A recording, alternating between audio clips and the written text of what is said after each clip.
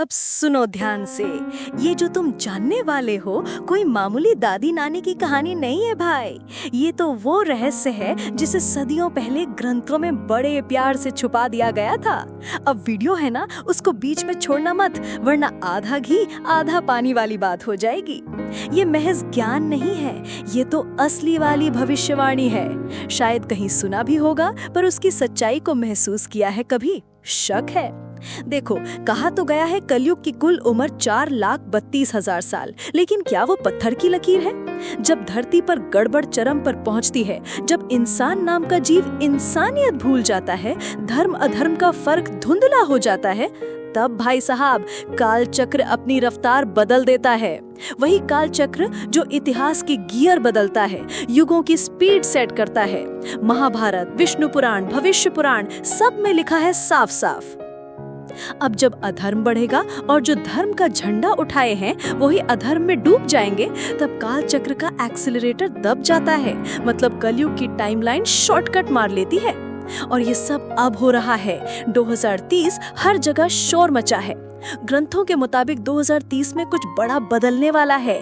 कलयुग अलविदा बोलेगा, सतयुग की एंट्री होगी। और ये कोई इत्तेफाक नहीं है, ये काल चक्र की चाल है। ग्रंथों में लिखा है हर युग के एंड में टाइम स्पीड अप हो जाता है। पिछले 2 सालों में जो कुछ हुआ वो क्या मामूली बातें हैं? नोप, ये तो बड़े खेल का ट्रेलर है। काल चक्र ने यू टर्न ले लिया है। कलयुग के एंड क्रेडिट्स शुरू। अब जब काल चक्र घूमता है तो वो बस बाढ़ भूकंप नहीं लाता, लोगों की सोच, उनकी आदतें सब हिला देता है। 2025 के सावन में पूरी दुनिया में कुछ अजीबोगरीब चीजें दिखी जो ग्रंथों में पहले से लिखी थी। पहला, एक साथ 3-3 इंद्रधनुष आसमान में। कौन सोचता है ऐसा? पर सच में दिखा। न वेदों पुराणों में इसको खास बताया गया है। 3 इंद्रधनुष मतलब काल चक्र की चाल बदल चुकी है। एक युग का एंड, नए का स्टार्ट। ये कोई भारत की बात नहीं, अमेरिका, रूस, अफ्रीका, हिमालय, सब जगह लोग सेल्फी खींच के निकल लिए, पर जिनको असली बात पता थी वो समझ गए अब टाइम रुकने वाला नहीं। दूसरा, सावन में पुराने सूखे तालाब, झीलें अचानक पानी से भर गईं। जो सालों से सूखे पड़े थे उनमें न सिर्फ पानी आया बल्कि हजारों साल पुरानी मूर्तियां, शिवलिंग, देवी देवता अचानक प्रकट होने लगे। पुराणों में लिखा है जब मरे हुए जल स्रोत फिर से जिंदा हो जाए और मंदिरों की पुरानी मूर्तियां बाहर आ जाए, समझो काल चक्र अगली चाल के लिए रेडी है। अब ये वही टाइम है जब धर्म को भुलाने वाला युग खत्म होगा, पापियों की शामत आएगी, धर्म की फिर से स्थापना होगी। सबसे पहले तो जय मां लक्ष्मी। देखो, ये चैनल वाला फंडा तो समझ ही गए हो। सब्सक्राइब ठोक दो और कमेंट में जय मां लक्ष्मी लिखना मत भूलना। क्या पता माँ की कृपा से तुम्हारे पैसे की टेंशन हमेशा के लिए रफा दफा हो जाए और न जाने कितने नए मौके खुद ही दरवाजा खटखटाने लग जाए। अब सुनो, 2025 के सावन में जो शिव भक्ति का बवाल मचा उसकी मिसाल नहीं मिलती।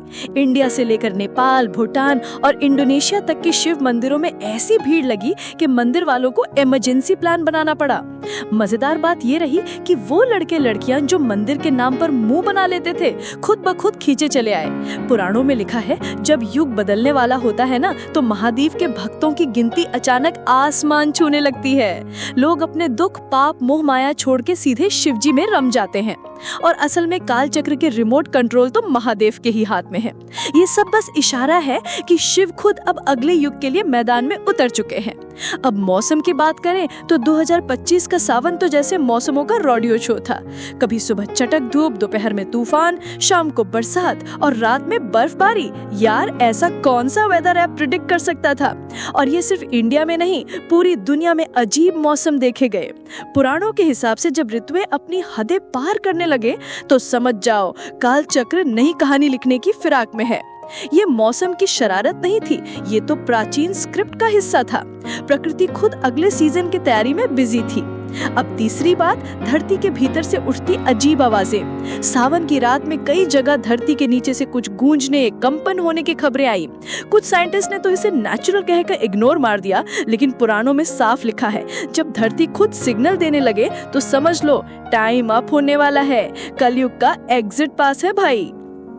और सबसे बड़ा ट्विस्ट, धर्म ग्रंथों की तरफ जबरदस्त क्रेज। 2025 के सावन में लाखों लोगों ने गीता, रामायण, शिव महापुराण और पता नहीं कौन कौन से पुराण पढ़ डाले।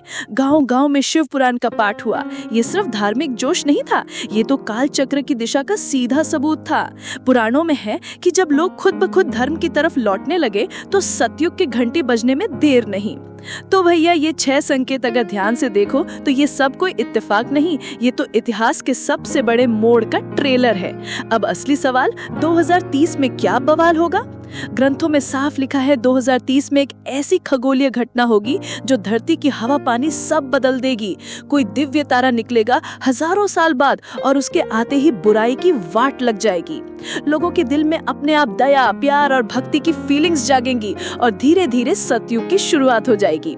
और सुनो, ये घटना ऐसी होगी कि साइंस वाले भी माथा पकड़ लेंगे। इतिहास में इसे सबसे बड़ा युग परिवर्तन कहेंगे। अब देखो, अगर तुम्हारे अंदर भी वो अजीब बेचैनी चल रही है या अचानक शिव भक्ति की तरफ खिंचाव सा महसूस हो रहा है, तो समझ लो भाई, तुम भी उस बड़े बदलाव वाले खेल का हिस्सा बनने जा रहे हो। अलर्ट रहो, थोड़ा सतर्क भी, क्योंकि युग बदलने वाला है। 2030 में सतयुग का दरवाजा खुलने ही वाला है, बस अब जरा सा टाइम बाकी है। लेकिन रुक जाओ, कहानी यहीं खत्म नहीं होती। असली मसाला तो वो है जो ग्रंथों में लिखा है, मतलब 2030 में जो खगोलीय घटना होने वाली है उसकी बात कर रहा हूँ। भविष्य पुराण और ब्रह्मवर्त पुराण में साफ साफ लिखा है, जब धरती के चारों ओर घूम रहे ग्रह एक खास योग में आ जाएंगे और वो दुर्लभ तारा यानी ध्रुव पुत्र निकलेगा, तब पूरी दुनिया में हलचल मच जाएगी। ये तारा अपनी गजब की चमक से पूरा ब्रह्मांड रोशन कर देगा। जिस दिन वो तारा दिखेगा ना, उसी दिन धरती के सारे धर्म अधर्म, पुण्य पाप सब का हिसाब किताब बराबर हो जाएगा और उसी पल काल चक्र यानी टाइम का पहिया सबसे तेज घूमेगा। उसे ही काल परिवर्तन बिंदु बोलते हैं।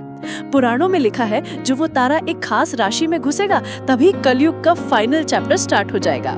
उस दिन जितने भी पापी, स्वार्थी, अधर्मी लोग हैं, धीरे धीरे सब मिट जाएंगे। उनके अंदर पछतावा और ग्लानि भर जाएगी और जो सच्चे साधक या धर्म वाले होंगे, उन्हें एक नई चेतना मिलेगी, एकदम लेवल अप हो जाएगा उनका। अब असली सवाल, ये काल चक्र आखिर है क्या भला और कब एक्टिवेट होता है?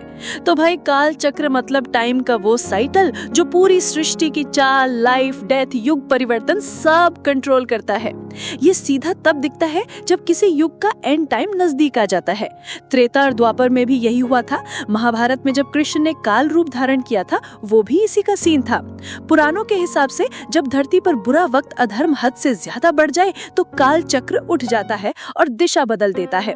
कभी प्रकृति, कभी ग्रहों की चाल, कभी पानी, हवा, आग की गड़बड़ी से ये सब दिखता है।